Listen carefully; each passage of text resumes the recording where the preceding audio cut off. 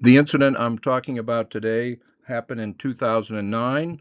It was when the TV network Globovision was investigated for reporting on an earthquake. Globovision's a 24/7 news outlet, and the reporter in question was Alberto Ravel, who's pictured there on the left. And the international media picked up on this story, and the Washington Post was pretty direct in what it said. It said that Hugo Chavez ruthlessly consolidated his power, and one of the examples that the Post used was this investigation of a reporting on an earthquake. This was a targeted action by Chavez for censorship. And so that was the incident that we're talking about today. There was an earthquake in Venezuela, I think pretty much just off the coast, and it happened at 4:40 in the morning. And the earthquake was pretty mild in its impact, causing very little physical damage. It was 5.3 on the Richter scale. So Ravel went on the air right away, and he announced the government had no information at all about this earthquake, and that the only information was coming from the United States, from Virginia, from the U.S. Geological Survey. And so that's the only available information, according to Ravel, and the government in Venezuela, Chavez's government, was simply not up to the task, didn't have any information. Now, what Ravel's reporting omitted was the fact that there is a National Seismological Institute in Venezuela, Funvisis, and that they operate a state-of-the-art 24/7 monitoring system that provides virtually live updates on its website.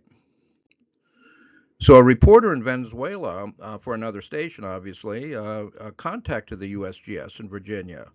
And the USGS verified that the data that they received on May 4th about the earthquake actually originated from stations in Venezuela monitored by Funvisis, by the Venezuelan Institute, and that the USGS said that Funvisis provided information very quickly, was a well-run facility and monitoring system. And Raval did not mention this and created the impression that the Venezuelan government had no information. So Celia Flores, who was president of the National Assembly at the time, presented an argument saying that Ravel's actions instigated panic, promoted an unwarranted mistrust in the government, and that he irresponsibly exploited the situation to further his political agenda, which was to cast doubt and marginalize the Chavez government.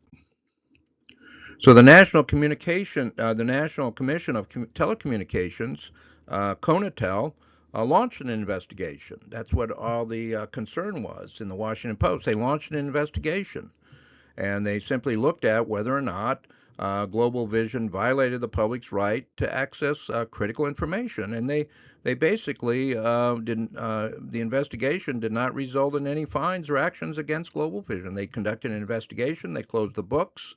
I guess they did not determine that it was a really dangerous situation that Ravel had created. So it was just an investigation, a preliminary investigation.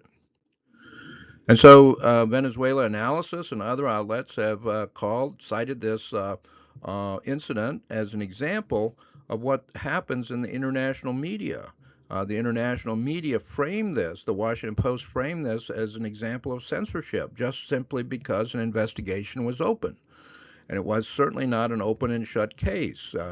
The idea that he misrepresented the ability of the government to monitor the situation and had no information was clearly false. And so they started an investigation and they decided not to proceed. Whether or not that's an example of a ruthless censorship is up to you to decide. So this is the website location for the blog, the Venezuela Reader, which has information right up on this incident documenting the sources.